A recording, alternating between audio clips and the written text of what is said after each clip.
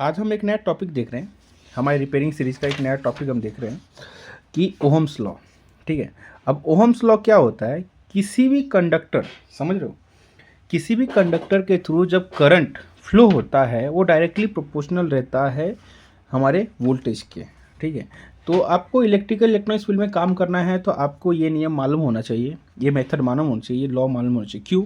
जब भी आपको वोल्टेज, करंट और रजिस्टेंस, ये तीन चीज़ें आपको फाइंड आउट करना है। ठीक है, ये तीन चीज़ें अगर आपको फाइंड आउट करना है, तो अब ये तीन चीज़ें फाइंड आउट करना है तो उसके लिए आपको रिक्वायर रहेगा ओहम्स लॉ की। ठीक है, तो ओहम्स लॉ हमें तीन फार्मूला देता है अलग अलग। ठीक है, बेसिक पहला फार्मूला है हमारा वोल्टेज का, वोल्टेज कैसे फाइंड करते हैं। दूसरा फार्मूला है हमारा करंट का, करंट कैसे फाइंड करते हैं। तीसरा फार्मूला है हमारा रजिस्टेंस का। ठीक है, तीसरा फार्मूला हमारा रेजिस्टेंस का, रेजिस्टेंस कैसे फाइंड करते हैं। अब करंट वोल्टेज अगर हमें फाइंड करना रहेगा, ठीक है, तो करंट और रेजिस्टेंस, ठीक है, इन दोनों का मल्टीप्लिकेशन होगा। ठीक है, करंट और रेजिस्टेंस का हमारा मल्टीप्लिकेशन होगा। ठीक है, और हमें करंट मेजर करना रहेगा। ठीक है, और अगर हमें करंट फाइंड आउट करना रहेगा तो हमें वोल्टेज और हमें रेजिस्टेंस को डिवाइड करना पड़ेगा। ठीक है, और हमें रेजिस्टेंस फाइंड आउट करना रहेगा तो हमें वोल्टेज और करंट का डिवाइड करना पड़ेगा, करंट को डिवाइड करना पड़ेगा। समझे? हमें करंट और रेजिस्टेंस को मल्टीप्लाई करना पड़ेगा वोल्टेज फाइंड करने के लिए, और करंट फाइंड करना है तो हमें वोल्टेज और रेजिस्टेंस को भाग देना पड़ेगा। ठीक है, और रेजिस्टेंस फाइंड करना है तो वोल्टेज और करंट को हमें भाग देना पड़ेगा। ये हमें ओहम्स लॉ से ये तीन बेसिक फॉर्मूले मिले हैं जिसके ऊपर हमारा पूरा इलेक्ट्रिसिटी सर्किट काम करता है। ठीक है, इलेक्ट्रिकल सर्किट, इलेक्ट्रॉनिक सर्किट हमारा पूरा काम करता है। ओके, तो इस ओम के हिसाब से डायरेक्ट देखा जाए तो ओम डायरेक्ट बोलता है कि किसी भी कंडक्टर के थ्रू करंट फ्लो होगा तो डायरेक्टली प्रोपोर्शनल होगा। डायरेक्टली प्रोपोर्शनल का मतलब क्या होता है कि हमारा करंट और रेजिस्टेंस बढ़ेगा तो हमारा वोल्टेज भी साथ में बढ़ेगा। ठीक है, करंट और रेजिस्टेंस बढ़ेगा तो हमारा वोल्टेज ही बढ़ेगा, मतलब ये दोनों क्वांटिटी बढ़ेंगे तो हमारा वोल्टेज भी बढ़ेगा। ठीक है, और ये दोनों क्वांटिटी कम होंगे तो ये वोल्टेज भी कम होगा, मतलब इस साइड का भी ये जो क्वांटिटी है ये चेंज होता रहेगा। ठीक है, अब सिंपल इसका ऐसा देखोगे तो ये डायरेक्टली प्रोपोर्शनल आई आर। ठीक है, ये डायरेक्टली प्रोपोर्शनल का सिंबल हो गया। ठीक है, ये डायरेक्टली प्रोपोर्शनल का सिंबल हो गया। तो अभी जब ये दो क्वांटिटी चेंज होंगे, ये दो क्वांटिटी बढ़ेंगे या घटेंगे, ठीक है, ये दो क्वांटिटी बढ़ेंगे या घटेंगे तो ये क्वांटिटी भी हमारा चेंज होगा। ठीक है, हाँ, ये बढ़ेगा तो ये भी बढ़ेगा, ये कम होगा तो ये भी कम होगा। ठीक है, मतलब ये कम होगा तो ये भी कम होगा। ठीक है, इसका मतलब डायरेक्टली प्रोपोर्शनल का मतलब क्या है? चेंज होना है। सिंपल समझ लो, डायरेक्टली और इन्वर्सली प्रोपोर्शनल क्या होता है? चेंज होना है। डायरेक्टली प्रोपोर्शनल का होता है सेम टू सेम। ठीक है, बढ़ेगा तो इधर भी बढ़ेगा, ओके, और घटेगा तो इधर भी घटेगा। ठीक है, और इन्वर्सली प्रोपोर्शनल का मतलब क्या होता है? इन्वर्सली प्रोपोर्शनल का मतलब होता है कि एक हिस्सा बढ़ेगा तो दूसरा हिस्सा कम होगा। ठीक है, एक हिस्सा बढ़ेगा तो दूसरा हिस्सा कम होगा, दूसरा हिस्सा बढ़ेगा तो पहला हिस्सा कम होगा। ठीक है, और इन्वर्सली प्रोपोर्शनल में देखोगे, ठीक है, और जैसे सपोज मैं इधर इन्वर्सली प्रोपोर्शनल का सिंबल अगर ड्रॉ करता हूँ, ये दो वैल्यू बढ़ेंगे, ये दो वैल्यू अगर बढ़ेंगे तो ये वैल्यू कम होगा। ठीक है, हाँ, ये वैल्यू कम होगा, ओके, और ये वैल्यू कम होगा तो ये वैल्यू बढ़ेगा। और इसमें क्या होगा? ये बढ़ेगा तो ये भी बढ़ेगा, और ये कम होगा तो ये भी कम होगा। ठीक है, डायरेक्टली और इन्वर्सली प्रोपोर्शनल का मतलब समझ गया। ओके, तो ओहम्स लॉ का कहना क्या है कि किसी भी कंडक्टर के थ्रू जब करंट फ्लो होता है वो डायरेक्टली प्रोपोर्शनल किसके होता है? वोल्टेज की, बट टेम्परेचर हमारा कांस्टेंट रहता है। ठीक है, टेम्परेचर हमारा कांस्टेंट रहेगा। तो उससे हमें ये तीन फार्मूले मिले। अब इसको समझना कैसे है? ठीक है, मेन तो समझना है, फार्मूला तो दे दिया, अब यूज़ कहाँ करें?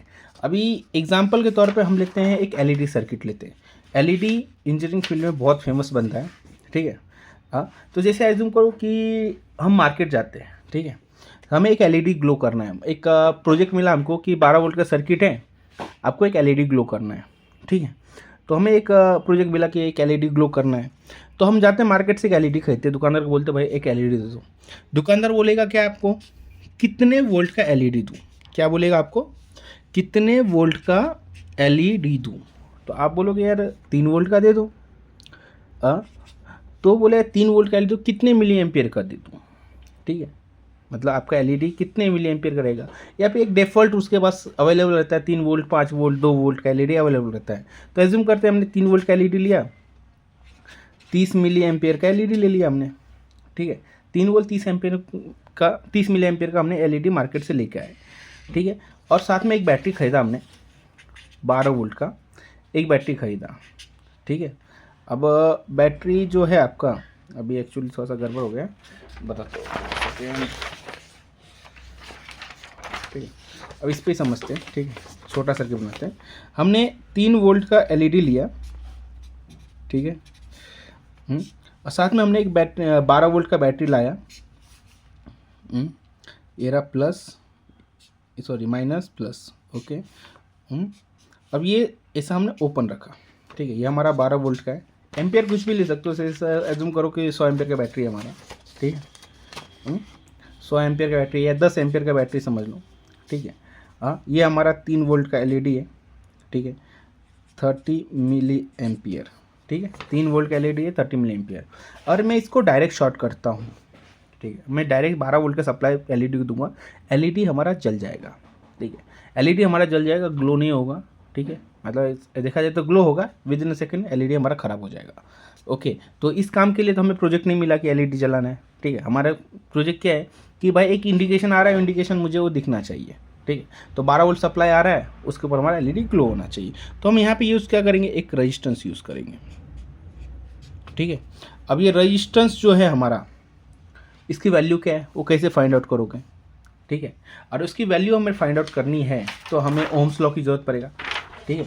और हमें रेजिस्टेंस की वैल्यू अगर फाइंड आउट करनी है तो हमें ओम्स लॉ की ज़रूरत पड़ने वाला है। तो ओम्स लॉ का हमें फॉर्मूला है रेजिस्टेंस का, बराबर, ठीक है। रेजिस्टेंस का वैल्यू फॉर्मूला है हमारे पास, ठीक है, ओके। तो अभी हम मुझे रेजिस्टेंस निकालना है। तो ओम्स लॉ क्या कहता है, रेजिस्टेंस तुमको निकालना है तो वोल्टेज और करंट को डिवाइड करो। क्या बोलता है ओम्स लॉ, वोल्टेज और करंट को डिवाइड करो, ठीक है। चलो, तो हमारे पास वोल्टेज कितना है, 12 वोल्ट, ठीक है, 12 वोल्ट है हमारे पास, ठीक है। अब जो एलईडी हमारा, उसको जलाने के लिए हमें 3 वोल्ट चाहिए, ठीक है। तो 12 में से अगर 3 वोल्ट, और सपोज मैं 12 वोल्ट को डायरेक्टली मैं करंट से डिवाइड कर दूँ 30 मिली एम्पियर से, तो रेजिस्टेंस का वैल्यू जो आएगा उस कंडीशन में हमारा वोल्टेज जो एलईडी वो जलेगा नहीं, ठीक है, वो नहीं जलेगा। क्यों, जो एलईडी को जलने के लिए कम से कम 3 वोल्ट की रिक्वायरमेंट है, और हम रजिस्टर्स ऐड करके हम क्या कंट्रोल कर रहे हैं, करंट और वोल्टेज कंट्रोल कर रहे हैं, समझ रहे हो। रजिस्टेंस डाल के हम क्या कंट्रोल कर रहे हैं, वोल्टेज और करंट कंट्रोल कर रहे हैं, समझ रहे हो। रजिस्टेंस का मतलब क्या, रजिस्टेंस जो डालोगे, ये डालने से हमारा क्या होगा, वोल्टेज और करंट, मतलब जो हमारा ये वोल्टेज और करंट है, ये दोनों हमारा कंट्रोल रहेगा, ठीक है, रजिस्टेंस डालने से। तो हम क्या करेंगे कि जो हमारा 12 वोल्ट है उसमें से हमें 3 वोल्ट का एलईडी, मतलब हमको 3 वोल्ट तो कम कन्फर्म चाहिए, तो हम क्या करेंगे, 12 वोल्ट में से हम 3 वोल्ट माइनस कर लेंगे, ठीक है।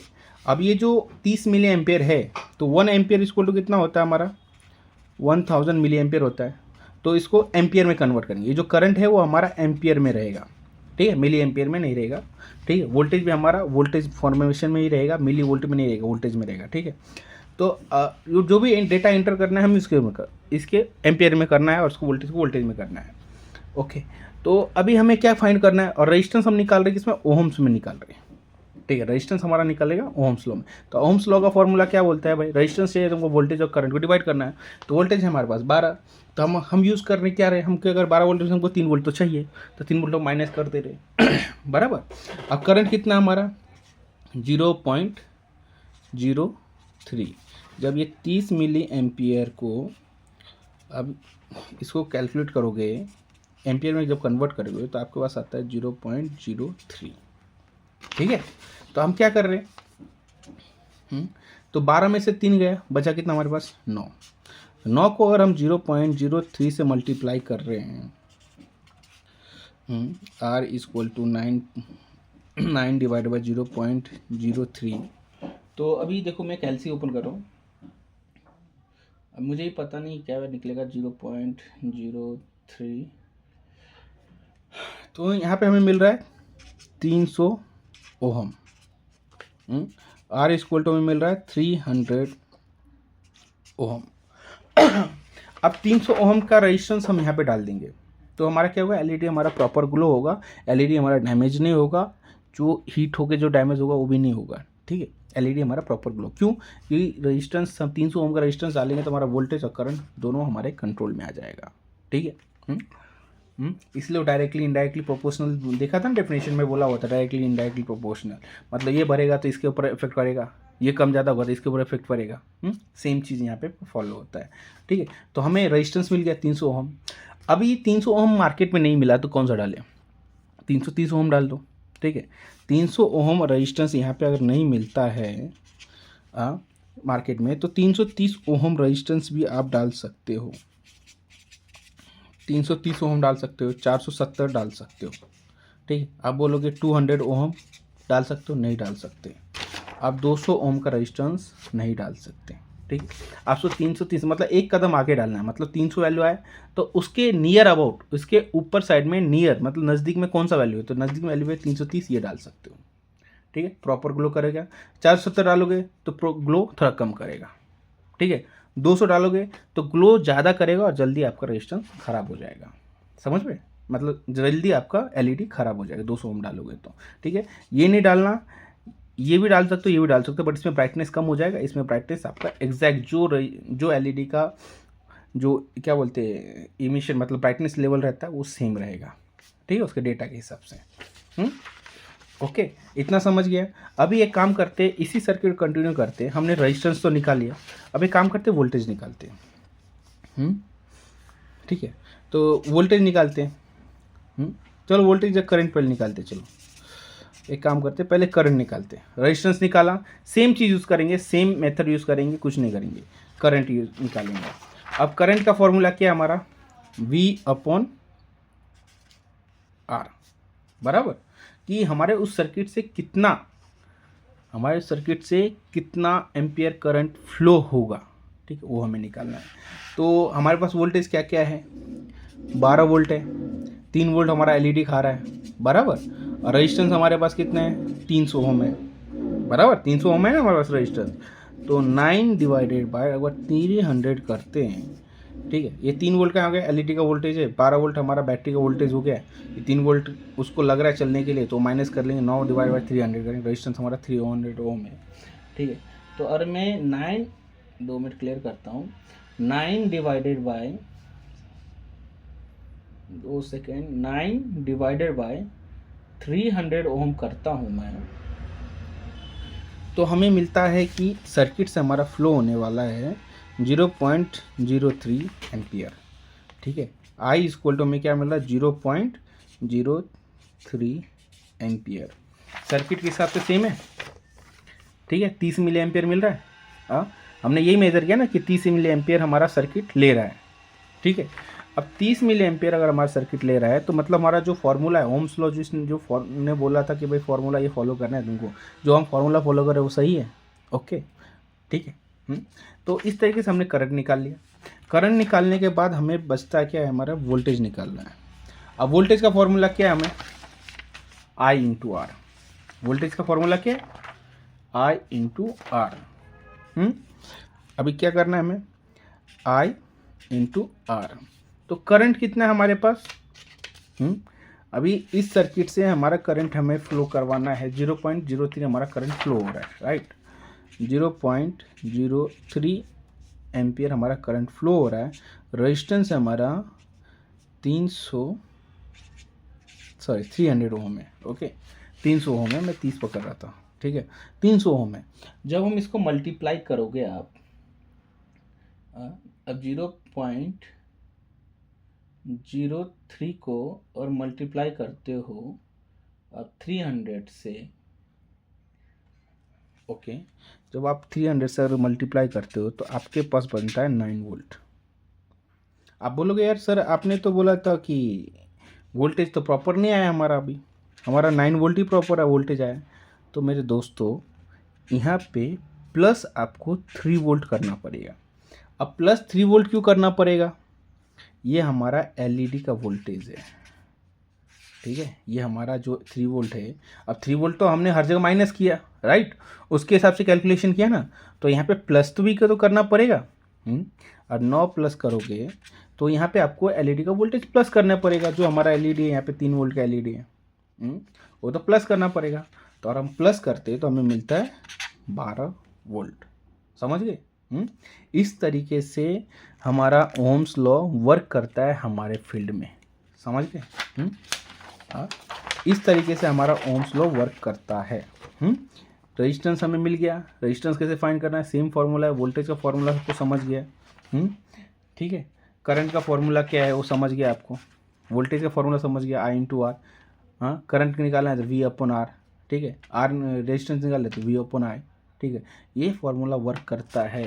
अब याद रखो, वोल्टेज निकालते वक्त आपको वोल्टेज ऐड करना था पड़ता है, जितना वोल्टेज वो आप उधर माइनस कर दो पहले। ठीक है। हाँ, तो अभी इतना समझ लो कि ओहम्स लॉ बहुत ज़रूरी है हमारे फील्ड में, इलेक्ट्रिकल इलेक्ट्रॉनिक्स फील्ड में ओहम्स लॉ बहुत ज़रूरी है।